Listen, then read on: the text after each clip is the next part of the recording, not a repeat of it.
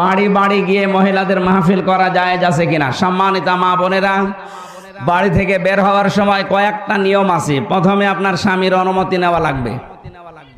আর স্বামী যদি আবার আবু সেহেলের মতো হয়, দিনের কথা শুনলে তার রাগ হয়ে যায়, এইরকম স্বামীর কথা মানা যাবে না।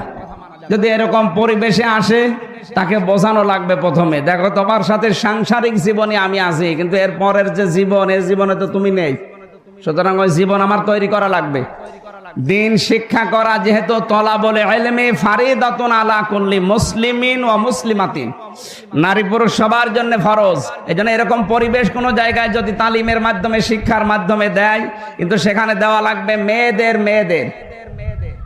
পর্দা বাদ দিয়ে যদি কোনো পুরুষ মানুষ মেয়েদের সামনে কিছু করে, এটা জায়েজ নেই, হারাম।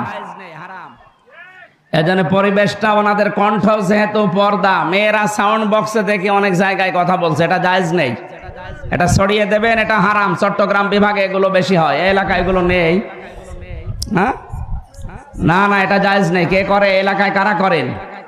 মাইকে মেয়েরা যারা সাউন্ড বক্স নিয়ে এই মেয়েদের ভেতরে, হ্যাঁ, এমন আওয়াজ দেবেন যেন বাইরে না যায়, কিন্তু বাইরে যেতে পারবে না মেয়েদের আওয়াজ।